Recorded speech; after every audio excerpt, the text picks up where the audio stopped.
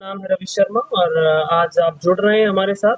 Polity नामा में हम पढ़ रहे हैं घटना चक्र, ज्योग्राफी की घटना चक्र, जो यूपी पीसीएस और यूपीएसआई, यूपी पुलिस और यूपी ट्रिपल एससी के सारे एग्जाम्स के लिए जो बहुत ज्यादा महत्वपूर्ण है। घटना चक्र का रिवीजन आप मेरे साथ कर सकते हैं। पहले हम ज्योग्राफी की घटना चक्र का रिवीजन करेंगे, उसके साथ हम हिस्ट्री की घटना चक्र का रिवीजन करेंगे, पॉलिटी की, इसी तरह हम सारे आपकी घटना चक्र का रिवीजन आपको करवा देंगे। ठीक है। और हिंदी के लिए अगर आपको क्लासेस करनी है तो आप हमारे दूसरे यूट्यूब चैनल से जुड़ सकते हो, जिसका डिस्क्रिप्शन बॉक्स में मैं लिंक डाल दूंगा। और आप आज हमारा जो टॉपिक है वो दूरस्थ बिंदु है। दूरस्थ बिंदु, इससे पहले की जो क्लासेस है वो इसी यूट्यूब चैनल पे पहले पड़ी हुई है, आप उनको देख सकते हैं। इसको स्टार्ट करते हैं। 31 अक्टूबर 2019 में भारत में सर्वाधिक पूर्वी राज्य जो कौन था, वो अरुणाचल प्रदेश था। सबसे पहले मैं आपको थोड़ा सा मैप के जरिए समझा देता हूँ। ये देखो नीचे मैप बना हुआ, मैं इसी मैप पर समझा देता हूँ। भारत का जो सबसे उत्तरी बिंदु है वो इंदिरा कॉल है। इंदिरा कॉल ये कहाँ पे है? सियाचिन में है। सियाचिन ग्लेशियर में है। ये जो आपका सबसे पूर्वी बिंदु है उसका नाम है किबीथू, आपके अरुणाचल में स्थित है। उसके बाद ये जो गुहार मोती है ये आपके कच्छ के रण में है, जो कि गुजरात में है। ये आपका सबसे पश्चिमी बिंदु है। और यहाँ पे एक बिंदु है जिसका नाम है केप कमोरिन। केप कमोरिन, कमोरिन जो कि कन्याकुमारी में स्थित है। और जो सबसे दक्षिणी बिंदु आता है वो इंदिरा पॉइंट आता है। इंदिरा पॉइंट कैसा है? भारत का सबसे दक्षिणतम बिंदु है, जो कि कहाँ पे है? ग्रेट निकोबार में, या फिर दक्षिण निकोबार भी बोलते हैं इसको। दक्षिण निकोबार या ग्रेट निकोबार में से कुछ भी आ जाए, आपको क्या कर देना है, लगा देना। ठीक है, ये हमने इतना पढ़ लिया।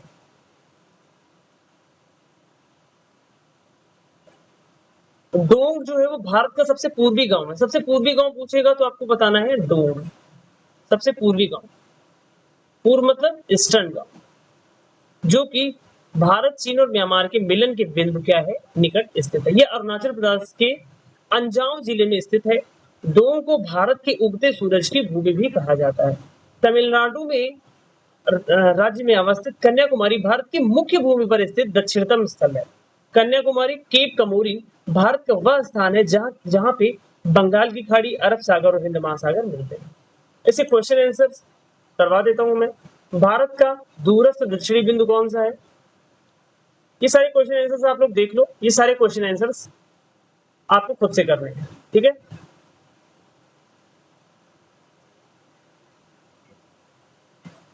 क्वेश्चन आंसर्स आप लोग खुद कर सकते हैं।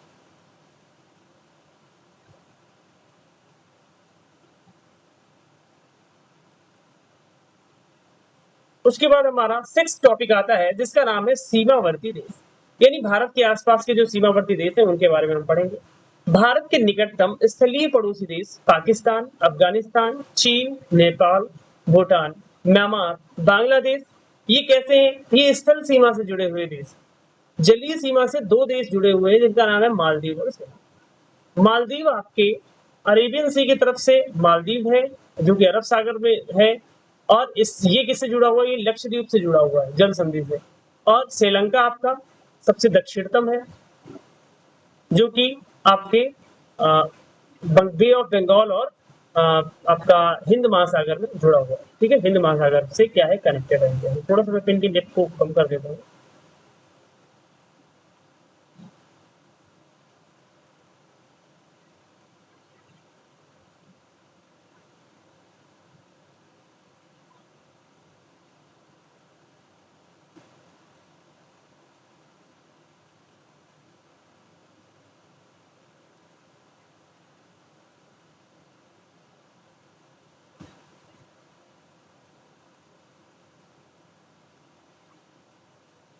पिन की डेप्थ थोड़ी सी ज्यादा है।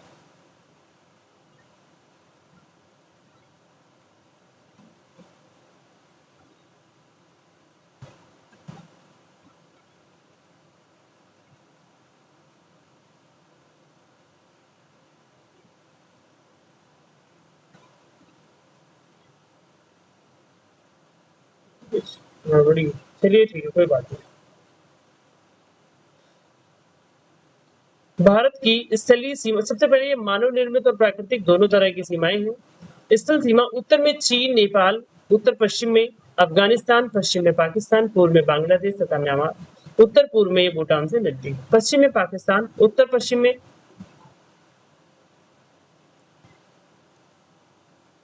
में ये अफगानिस्तान से मिलती है, उत्तर में चीन तथा पूर्व में बांग्लादेश के साथ भारत की सीमाएं कृत्रिम अथवा मानव निर्मित है।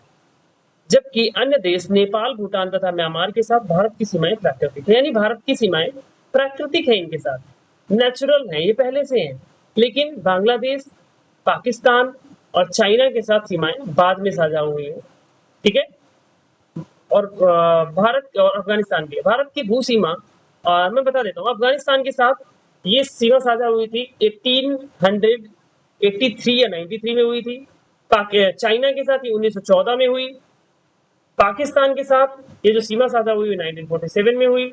और आपकी बांग्लादेश के साथ 1971 में सीमा साझा हुई। बेसिकली 1947 में ही हो गई थी, लेकिन जब बांग्लादेश एक नया देश बना तब जो है सीमा वो कैसी हो गई, वो ऑफिशियल सीमा हो गई। ठीक है। भारत की जो भू सीमा है वो 15,106.7 किलोमीटर है और द्वीप क्षेत्रों सहित तट रेखा 7516.6 किलोमीटर है। पड़ोसी देशों के साथ भू सीमाओं की लंबाई निम्नानुसार है। बांग्लादेश के साथ सबसे ज्यादा सीमा साझा करता है 4096 किलोमीटर 0.6। फिर आता है आपका चीन 3488। उसके बाद आपका पाकिस्तान आता है 3323 किलोमीटर। नेपाल के साथ ये 1751 किलोमीटर की सीमा साझा करता है। म्यांमार के साथ ये 1643 किलोमीटर की सीमा साझा करता है। भूटान के साथ ये 699 किलोमीटर की सीमा साझा करता है। अफगानिस्तान के साथ ये 106 किलोमीटर की सीमा साझा करता है। इतना हमने पढ़ लिया। उत्तर में हिमालय, दक्षिण पूर्व में बंगाल की खाड़ी, दक्षिण में हिंद महासागर तथा दक्षिण पश्चिम में अरब सागर भारत की प्राकृतिक सीमाएं निर्धारित करता है। भारत तथा पाकिस्तान के मध्य सीमा रेखा अध्यारोपित सीमा रेखा, यानी ऐसी सीमा रेखा जो बाद में आई हो, किसी बाहरी शक्ति द्वारा लगाई गई हो। 1947 में भारत और पाकिस्तान में ब्रिटिश सरकार, तत्कालीन भारत सरकार द्वारा अध्यारोपित सीमा को साझा किया गया था। इस रेखा को रेड क्लिफ रेखा भी कहते हैं। इस रेखा का प्रस्ताव सर सिरिल रेडक्लिफ द्वारा किया गया। चीन भारत के उत्तर पूर्वी खंड में मैकमोहन रेखा द्वारा पृथक होता है। मैकमोहन रेखा का निर्धारण वर्ष 1914 में हेनरी मैकमोहन द्वारा किया गया था। अफगानिस्तान भारत से डूरंड रेखा द्वारा पृथक होता है। इस सीमा रेखा का निर्धारण वर्ष 1993, करेक्ट कर लेना, 1893 में किसने किया था? मोर्टिमर डूरंड ने किया था। मोर्टिमर डूरंड ने किया था सीमा रेखा का निर्धारण। सीमा रेखा का निर्धारण किसने किया था? मोर्टिमर डूरंड ने किया था। ये आपको क्या कर लेना है, थोड़ा सा हाईलाइट कर लेना है।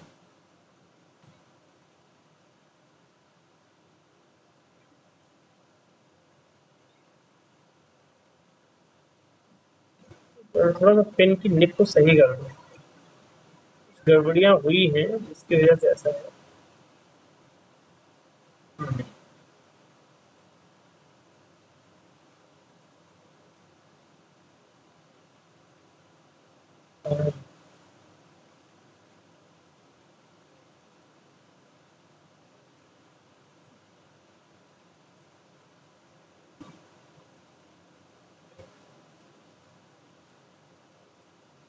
अभी सही, ठीक है।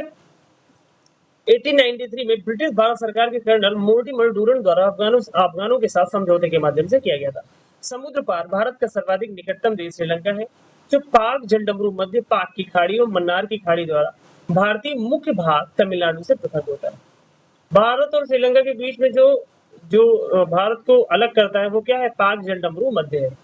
पाक जलडमरू मध्य बंगाल की खाड़ी को पाक की खाड़ी से जोड़ता है। इसकी चौड़ाई 64 से 137 किलोमीटर है। ठीक है, 64 से 137 किलोमीटर है। इसका नामकरण रॉबर्ट पार्क के नाम पे किया गया है।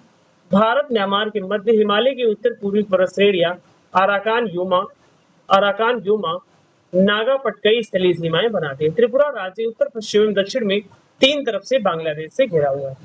त्रिपुरा कैसा है? तीन तरफ से बांग्लादेश से घिरा हुआ है। अतः इसके तीन तरफ अंतरराष्ट्रीय सीमाएं, इसके पहले मैं आपको बता चुका हूँ। लद्दाख एवं सिक्किम के भी तीनों ओर अंतरराष्ट्रीय सीमाएं हैं। भारत की ओर से भारत बांग्लादेश की सीमा Paschim Bengal 2216.7 kilometre, Assam 263 kilometre, Bangladesh 443 kilometre, Tripura 856 kilometre और मिजोरम 318 किलोमीटर से ऊपर गुजरती है।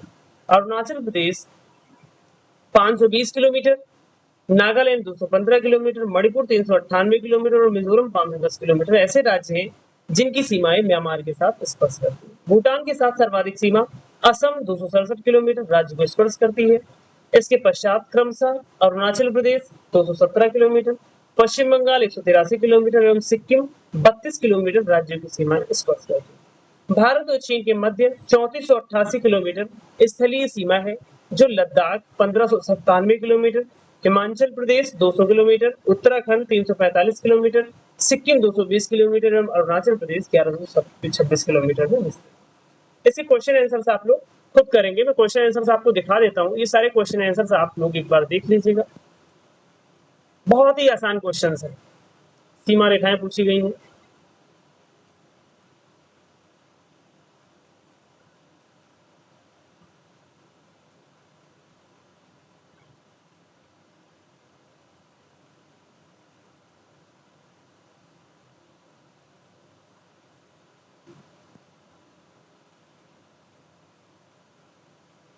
ठीक है, एक बार सारी इसके क्वेश्चंस आपको सॉल्व करने हैं, आंसर्स भी लिखे।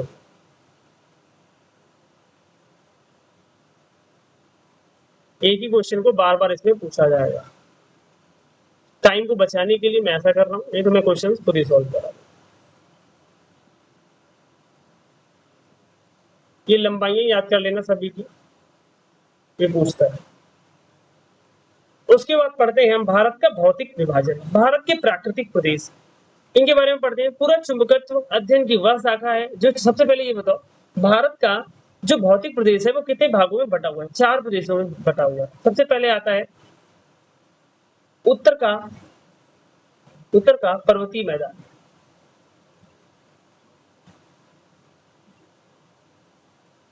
दूसरा है सिंधु गंगा का मैदान, जलोढ़ मैदान, थर्ड आता है आपका मध्यांचल व दक्कन के पठार,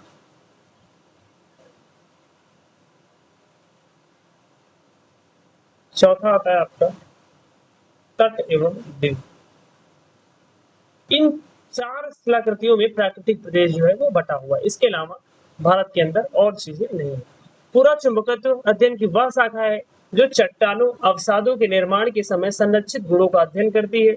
विज्ञान की यह शाखा प्राचीन भूवैज्ञानिक घटनाओं के अध्ययन में सहायक होती है। पृथ्वी के प्राचीन चुंबकत्व क्षेत्र का अध्ययन भी पूरा चुंबकत्व के माध्यम से किया जाता है। अल्फ्रेड वेगनर का एक सिद्धांत है जिसको महाद्वीपीय विस्थापन प्रवाह सिद्धांत के नाम से जाना जाता है। याद रखना, अल्फ्रेड वेगनर का सिद्धांत है जिसका नाम है महाद्वीपीय विस्थापन प्रवाह सिद्धांत। ठीक है, पूरा चुंबकत्वीय अध्ययन के आधार जिसको बनाया गया है महाद्वीपीय विस्थापन सिद्धांत के अनुसार महाद्वीपीय भारतीय स्थल पिंड गोंडवाना लैंड का भाग है। भारत किस भूखंड का भाग है? गोंडवाना लैंड का भाग है। गोंडवाना भूभाग के विशाल क्षेत्र में प्रायद्वीपीय भारत, ऑस्ट्रेलिया, अफ्रीका, दक्षिण अमेरिका तथा अंटार्कटिका के क्षेत्र शामिल हैं। मध्यवर्ती मध्यजीवी महाकल्प में संवहनीय धाराओं द्वारा गोंडवाना लैंड को अनेक टुकड़ों में विभाजित कर दिया। इस विभाजन के फलस्वरूप जो भारतीय प्लेट थी वो गोंडवाना भूमि से अलग होने के बाद उत्तर एवं उत्तर पूर्व दिशा की ओर विस्थापित होने लगी। अभी ये याद रखना, ये क्वेश्चन जो है उत्तर की तरफ विस्थापित होने लगी। यूपीएससी का क्वेश्चन पूछेगा कि किस तरफ विभाजित होने लगी थी, किस तरफ विस्थापित होने लगी, तो बताना है आपको उत्तर की तरफ।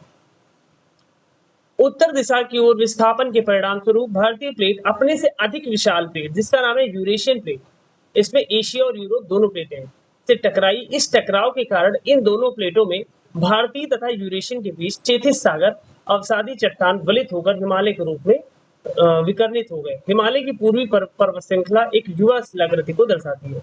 इसमें ऊंचे शिखर, गहरी घाटियां तथा तेज बहने वाली नदियां। हिमालय के तराई क्षेत्र में पाताल तोड़ कुएं भी पाए जाते हैं। ये देखो स्टार लगा हुआ है ना, ये क्वेश्चन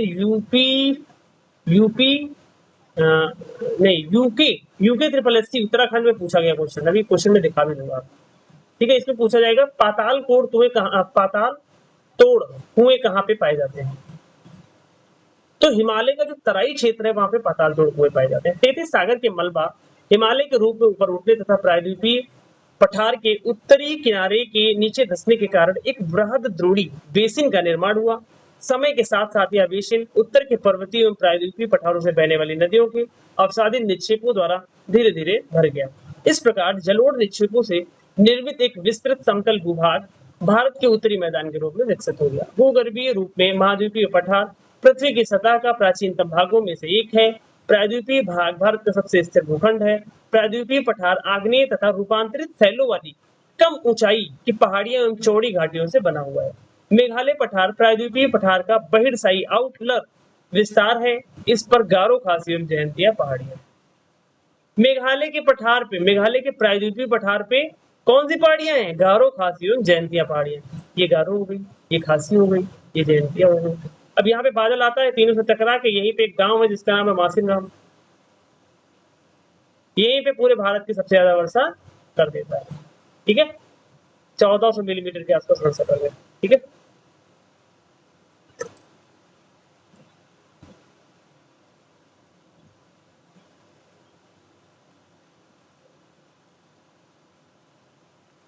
उसके बाद भारतीय प्रायद्वीप से मालदा गैप क्या हो गया? पृथक हो गया। भारत के पश्चिमी तट का निर्माण भूमि के उत्थान एवं निर्गमन के कारण हुआ। भारत की भूमि बहुत अधिक भौतिक विभिन्नताओं को दर्शाती है, इसलिए भारत को 4 प्राकृतिक प्रदेशों में विभाजित किया जाता है। उत्तर का पर्वतीय क्षेत्र विशाल मैदान, प्रायद्वीपीय पठार, तट एवं द्वीप। ये यहाँ पे प्रायद्वीपीय पठार कर लेना। मध्यांचल का प्रायद्वीपीय पठार वो वहीं पे है, इसलिए मैंने लिख दिया प्रायद्वीपीय पठार, तट एवं द्वीप। एनसीईआरटी के अनुसार 6 भौतिक प्रदेशों में विभाजित किया जाता है, ये भी याद रखना। कौन कौन से? वो हिमालय पर्वत, उत्तरी मैदान, प्रायद्वीपीय पठार, भारतीय रेगिस्तान। इसमें रेगिस्तान और द्वीप समूह और तटीय मैदानों को अलग अलग किया गया हुआ है। ठीक है, अगर आपको भौतिक प्रदेश पूछे जाए, अगर 6 और 4 ऑप्शन होगा तो हमेशा कंफ्यूजन होगा। पहले आप 4 को मानना, और अगर एनसीईआरटी के हिसाब से पूछेगा तो आपको 6 मानना है। ठीक है, इसको पढ़ने के लिए ये जो ये वाला एरिया है, ये वाला एरिया ये कैसा है? ये उत्तर का पर्वतीय मैदान है। और ये वाला जो एरिया है ये आपका रेगिस्तानी क्षेत्र है। ये आपका एरिया सिंधु गंगा का मैदान है। ये आपका एरिया ये आपका प्रायद्वीपीय पठार है। मध्य प्रदेश का पूरा एरिया प्रायद्वीपीय पठार है, तभी यहाँ पे हीरे और पन्ने की खदानें में निकलती हैं। ये आपका दक्कन का पठार उसी में आ जाएगा। ठीक है, ये आपका तटीय प्रदेश है, तटीय और द्वीपीय प्रदेश, ये आपको पढ़ लेना है। उसके बाद ये इससे क्वेश्चन आंसर्स हैं, इनको क्या करना आप पढ़ लेना।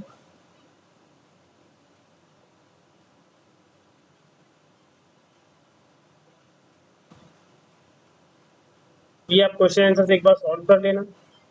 क्वेश्चन आंसर सॉल्व करोगे तो बहुत समय लग जाएगा। आप देख सकते हो क्वेश्चन आंसर सारे यूपीएससी और यूपीपीसीएस के सारे क्वेश्चन हैं। आपको क्या करना है? सॉल्व करना है।